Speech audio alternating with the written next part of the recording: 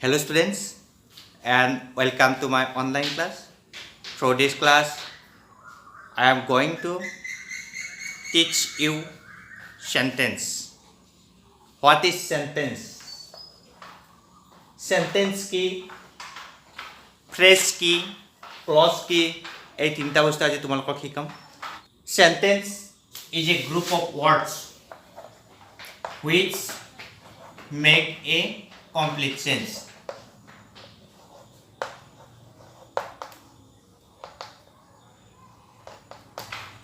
Sentence কেইটামান ৱৰ্ডৰ সমষ্টি হয়, এটা গ্ৰুপ হয় আৰু এই ৱৰ্ড কেইটাই এনেদৰে এৰেঞ্জ কৰিব লাগিব যাৰ দ্বাৰা এটা মিনিং এক্সপ্ৰেছ কৰে। এইটোৱে কি হয়, এটা সেন্টেন্স হয়। সেন্টেন্সৰ আগত ৱৰ্ড কি, লেটাৰ কি এই বিষয়ে জানিব লাগিব। ৱৰ্ড লেটাৰ কি এই বিষয়ে মই মোৰ প্ৰথম ক্লাছত শিকাইছিলোঁ, তোমালোকে চাই ল'বা। আজি মই ডাইৰেক্ট সেন্টেন্সৰ কথা। সেন্টেন্স কি ক'লো যে sentence is a group of words which make a complete sense.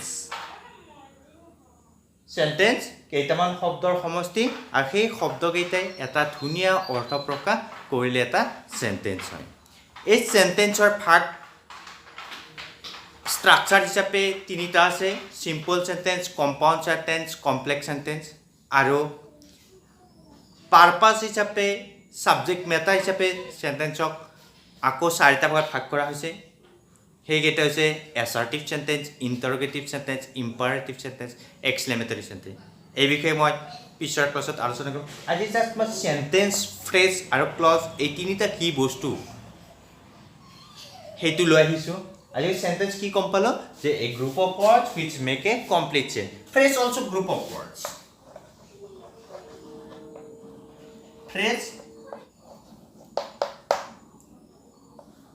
Phrase is a group of words which make a sense but not complete sense. Phrase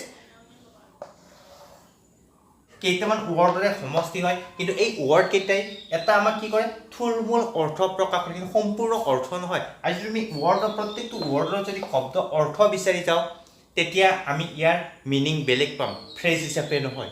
আৰু যদি আমি ফ্ৰেজ হিচাপে ইয়াৰ মিনিং বেলেগ পাম।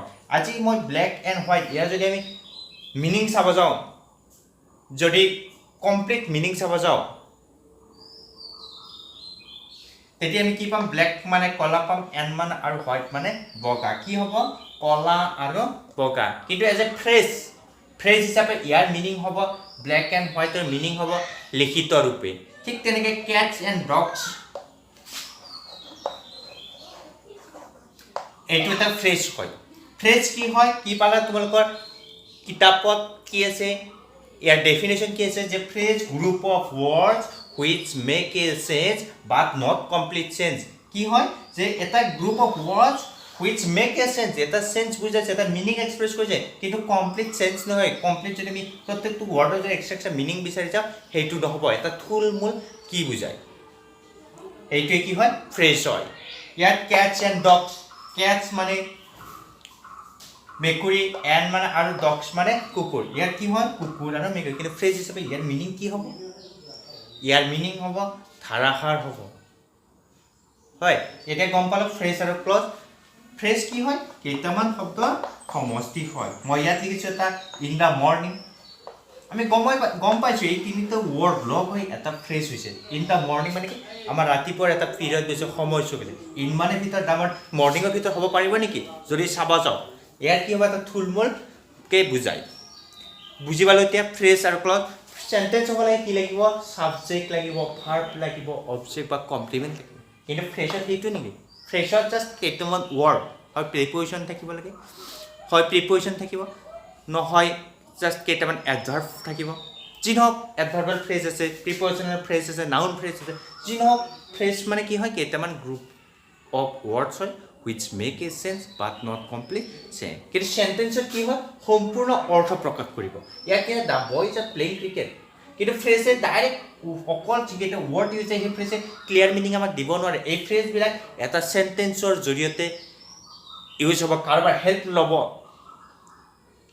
এক্সপ্ৰেছ কৰিবলৈ মিনিং। এইটো হয় ফ্ৰেজ আৰু সেন্টেন্স সেন্টেন্স বিলতে চোৱা কিছুমান ক্ষেত্ৰত আমাৰ কেইটামান ৱাৰ্ডৰ ডাইৰেক্ট সেন্টেন্স বুজায় দেখো লুক বুলি কওঁতো আমি বুজি পাইছো কি কৈছো চাব দিছে ষ্টেণ্ড আপ বুলি কওঁতো আমি বুজি পাইছো যদিও দুটা ৱাৰ্ড ষ্টেণ্ড আপ সেইটো এটা কি হয় এইটো এটা সেন্টেন্স হয় এটো imperative sentence stand up look এইবিলাকত ইম্পাৰেটিভ সেন্টেন্স বিলাকত সাবজেক্ট বিলাক সদায় ইউ থাকে ঠিক আছে এতিয়া গম পালো সেন্টেন্স আৰু ফ্ৰেজ গম পালো ইয়াৰ পিছত আকৌ এটা আছে ক্লজ ক্লজ কি হয় sentence phrase আৰু clause clause কি clause also a part of a sentence clause is a part of a sentence clause কি হয় এটা sentence ৰ এটা গোটেই এটা sentence group of words হয় clause group of words হয় phrase group of words হয় কিন্তু sentence বুলি কওঁতে আমাৰ কি থাকিব লাগিব subject থাকিব লাগিব verb থাকিব লাগিব complement থাকিব লাগিব কিন্তু phrase কেইটামান ৱৰ্ড থাকিলে আৰু ৱৰ্ড গেট এনেকে এক্সপ্ৰেছ কৰিব এটা থুলমূল অৰ্থ ক্লিয়াৰ আমি যদি সম্পূৰ্ণ অৰ্থ বিচাৰি যাওঁ হেতু মিনিং নহব হেতুৱে ফ্ৰেজ আৰু ক্লজ কি হয় clause also part of a sentence হয় মই এটা সেন্টেন্স লিখিছো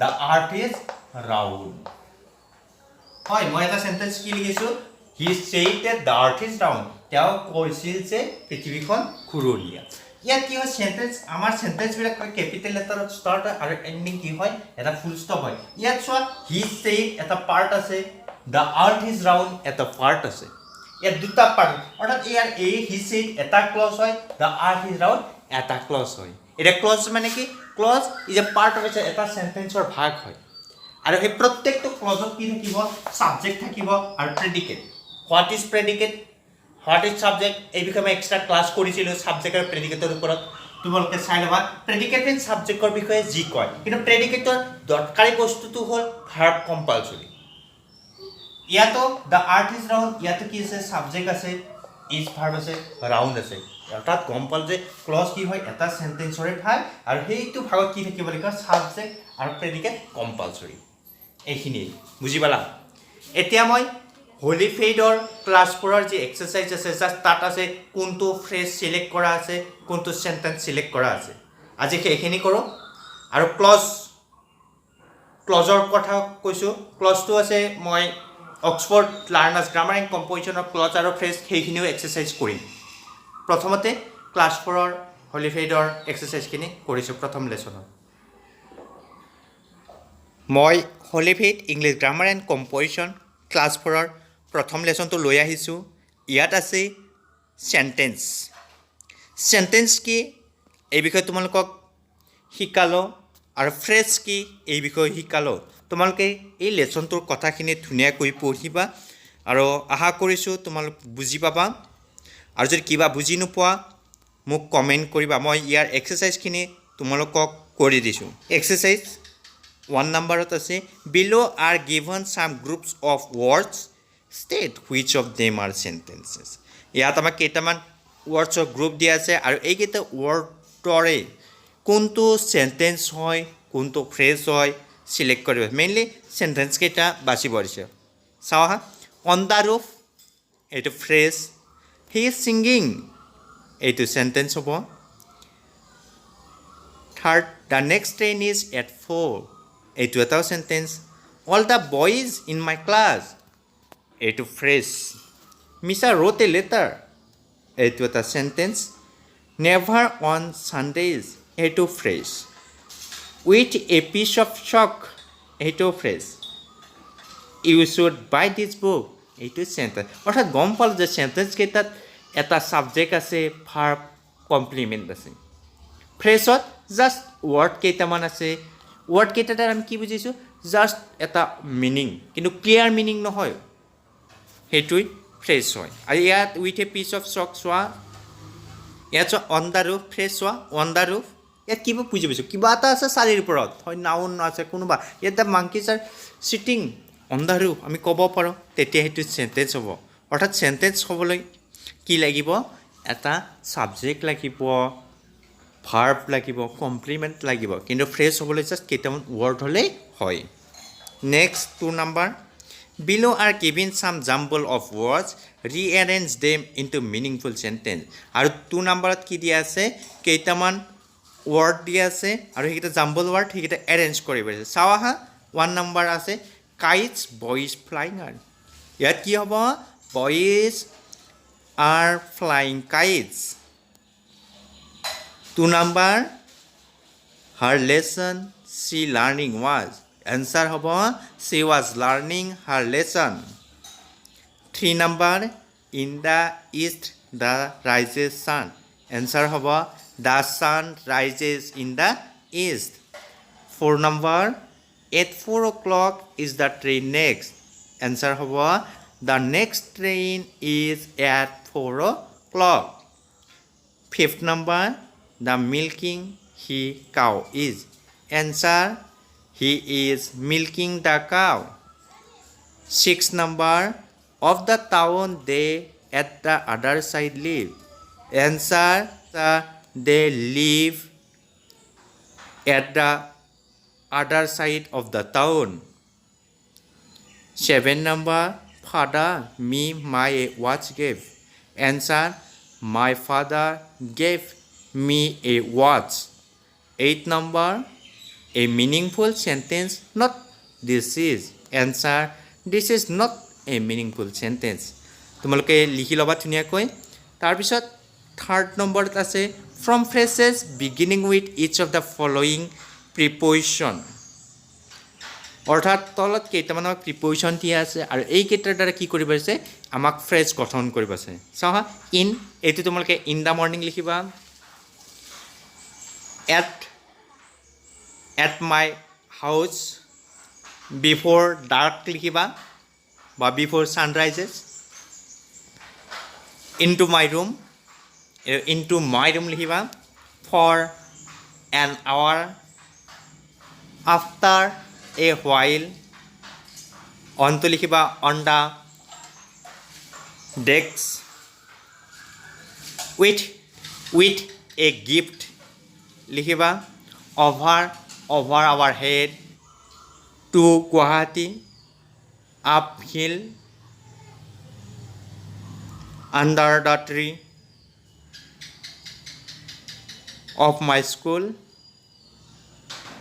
down street from this shop আজিলৈ ইয়াতেই এৰিছো ইয়াৰ পিছত